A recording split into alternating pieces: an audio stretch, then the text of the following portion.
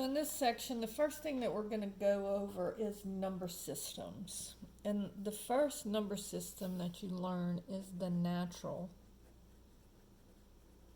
numbers.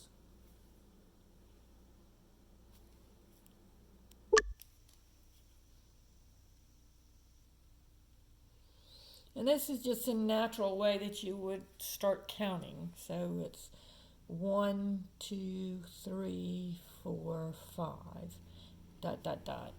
And so with the natural numbers, it's a set of numbers, and those are the numbers that it includes, and it keeps on going to infinity. Okay? The second set of numbers is the whole numbers.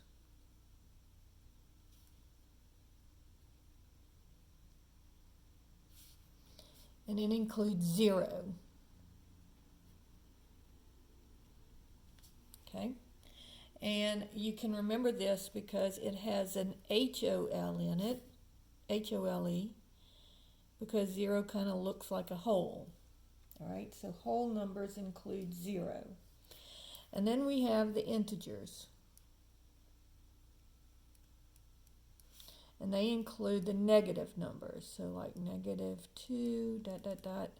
So they're infinite in both directions. So this is what you think of when you think of a number line.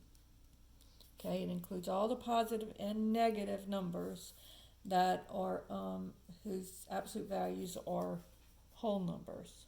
Okay, and so but it includes these negative numbers. Okay, then finally we have the rational numbers. And they are any number that can be written as a fraction. So you can remember rational fraction. All right? So a rational number is just a number that can be written as a fraction. Now, any of the whole numbers and natural numbers and integers can be written as a fraction because, like, for example, if I have 2, that's 2 over 1. If I have 0, that's 0 over 1. If I have -8, that's -8 over 1. So they're all just, if you put them over 1, they can be written as a fraction. Okay?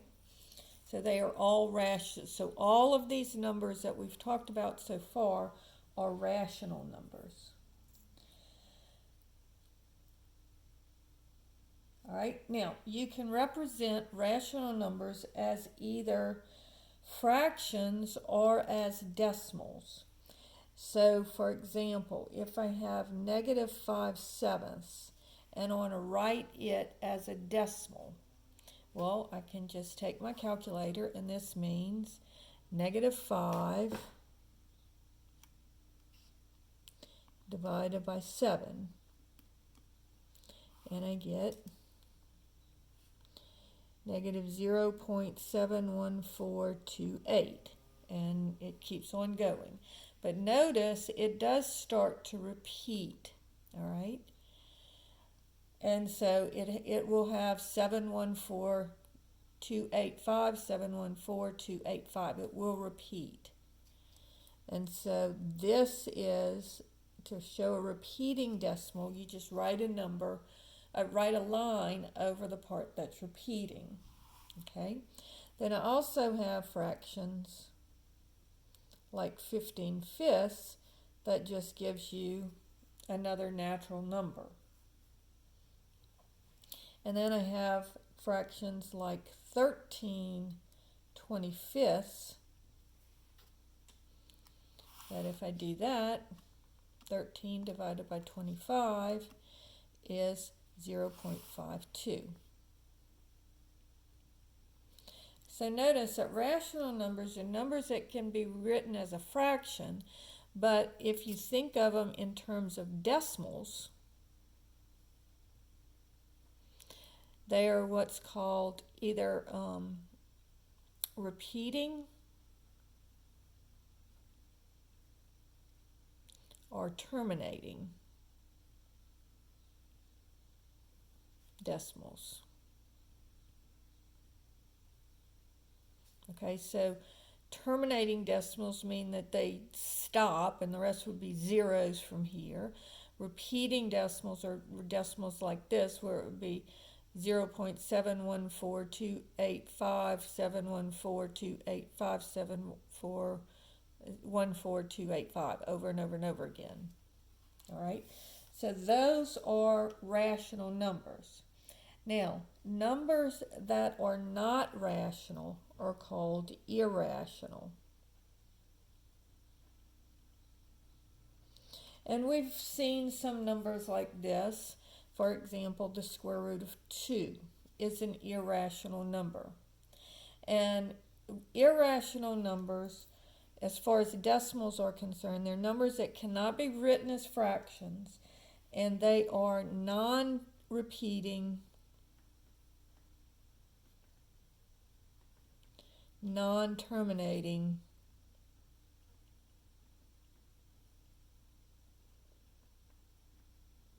decimals. So they keep on going. So if I do square root of 2,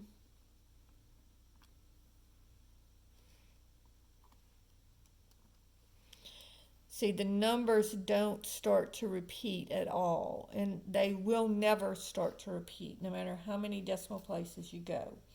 So they don't stop like this one did, and they don't repeat like this one did. So they are irrational numbers.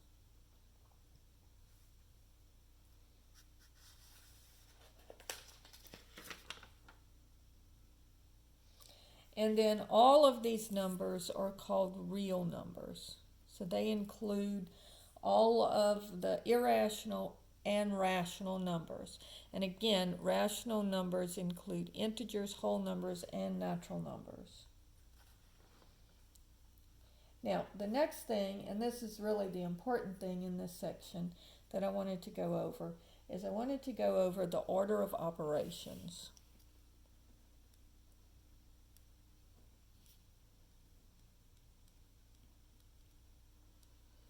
All right, so y'all have probably heard, please excuse my dear Aunt Sally.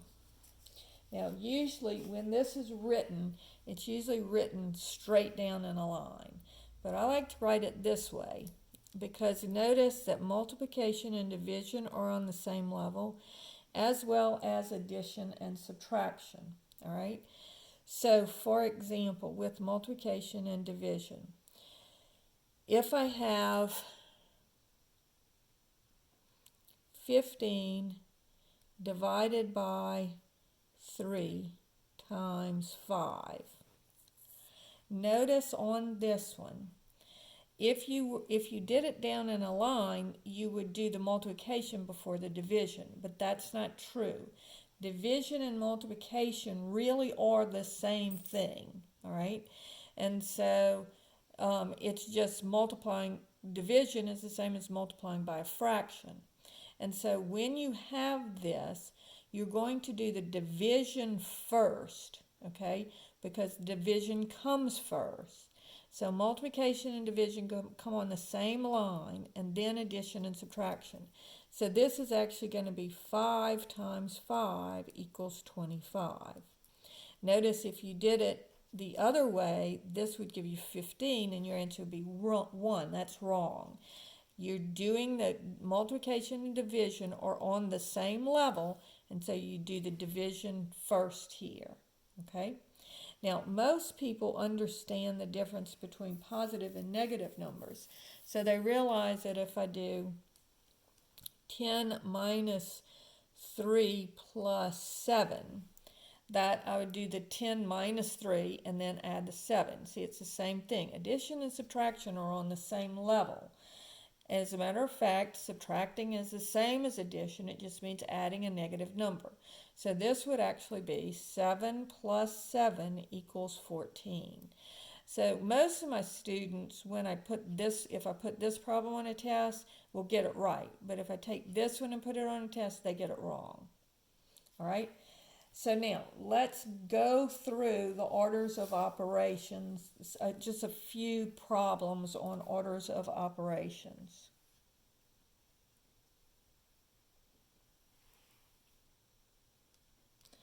So if I have 3 times 2 squared minus 4 times 6 plus 2, all right? So the first thing that I want to look at is I want to look at parentheses.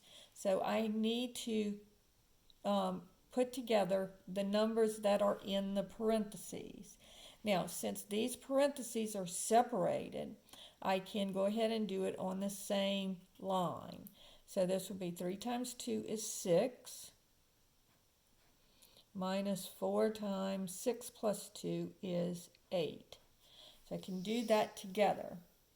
Now I'm going to do exponentiation. So 6 squared is 36, minus 4 times 8.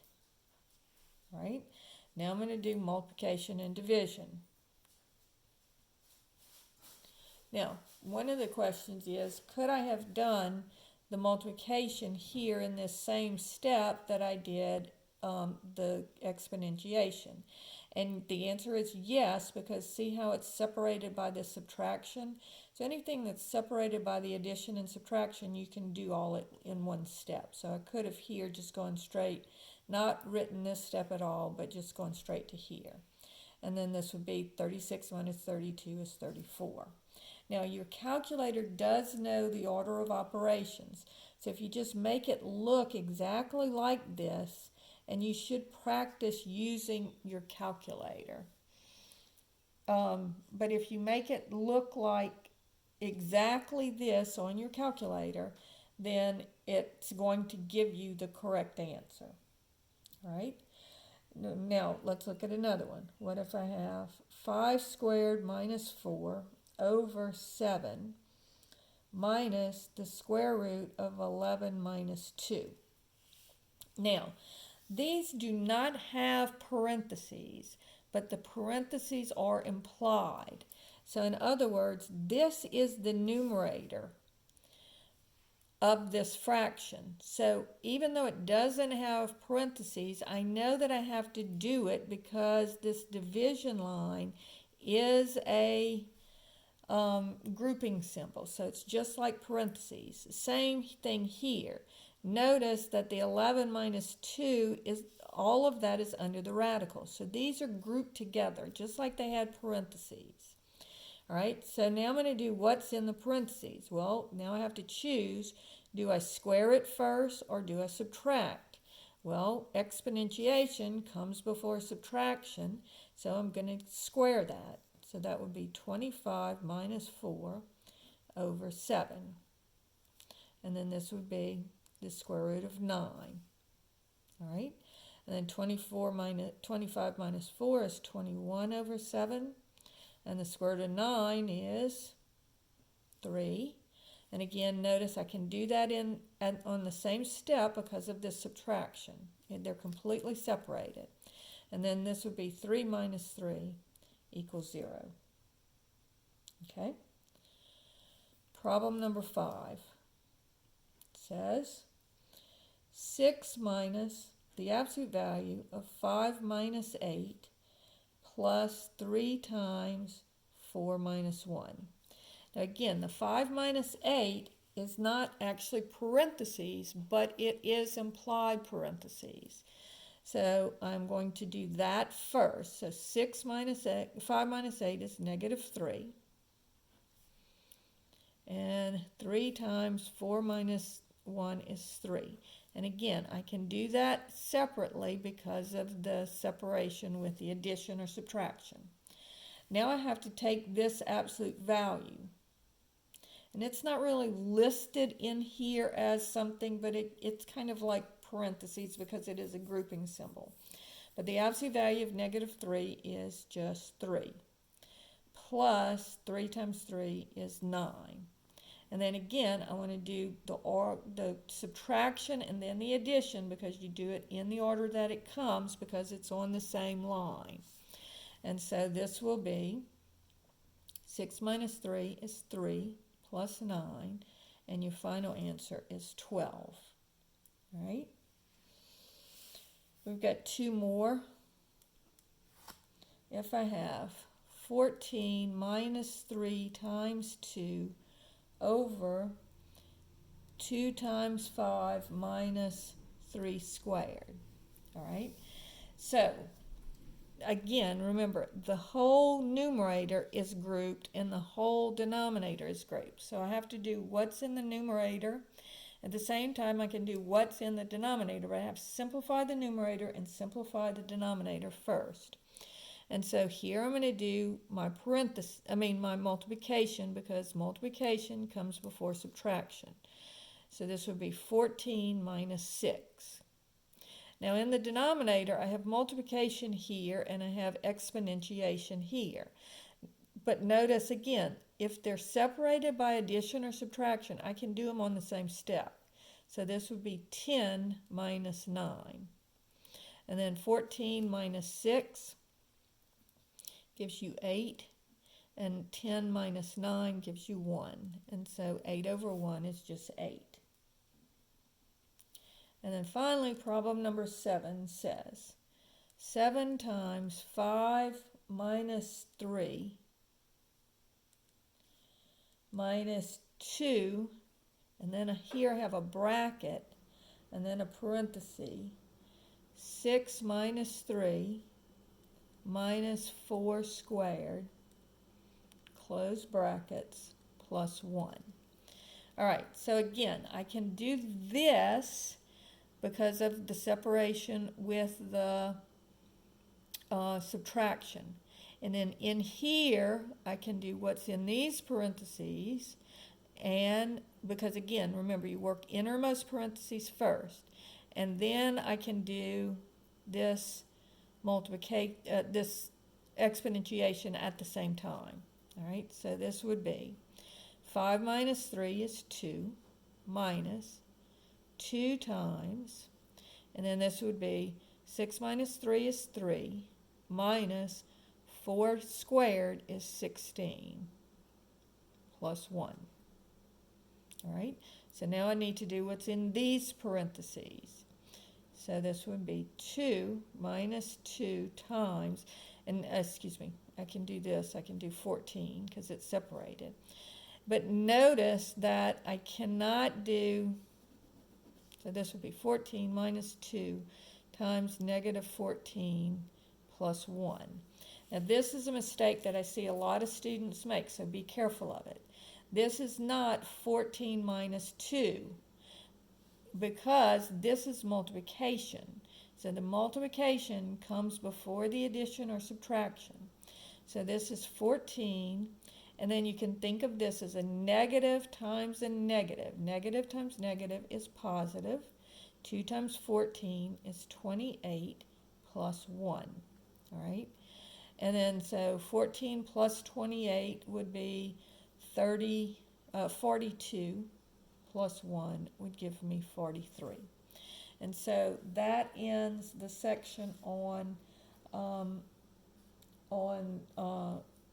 orders of operations.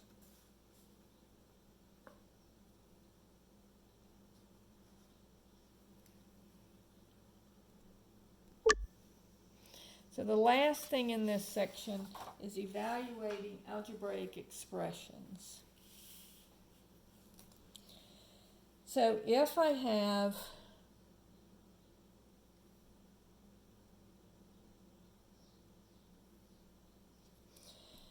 x plus 5, and I say x is equal to 3, then what is x plus 5 going to equal? All you're going to do is you're going to substitute the 3 in for the x. So that would be 3 plus 5 is equal to 8. All right? Notice that x here is called a variable because I have to tell you what it's equal to. The 5 here is called a constant. All right? So there's a difference between a constant and a variable. A variable is just a letter, and it stands for a number. And sometimes, like now, it stands for a particular number, and sometimes it can stand for many numbers. But it's just a letter that's standing for a number. A constant is just a number, okay? So once I say x equals 3 and I plug the 3 in, now this is constant because I know that it's 3. All right? So any just regular number is called a constant. Okay? If I have 4/3 pi r squared, notice that the 4/3 is a constant and the pi also is a constant because it is equal to, and it's one of those irrational numbers, but it's approximately equal to 3.14. So I know its value, and so therefore it is a constant. But notice here, the r is a variable, okay? So if I say r is equal to 3, then I would have 4/3 pi times 3 squared. And then here I would do the square first. Now, when everything is multiplied, you can switch the order. This is called the commutative property of multiplication. So I can say that this is equal to 4/3 times 9 over 1 times pi. Now 9 over 1, I can either multiply it first or I can cancel. So the 3 and the 9 are both divisible by 3. So what I'm doing is I'm dividing the numerator and the denominator by 3. So 9 divided by 3 gives me 3, and 3 divided by 3 gives me 1. So now I just have 3 times 4 is 12 over 1 times pi. Okay? And that would just be 12 over 1 is just 12. So my answer would be 12 pi. And usually you can leave your answer with pi in it. And then if I have problem number 3, the square root of 2m cubed n squared. Okay?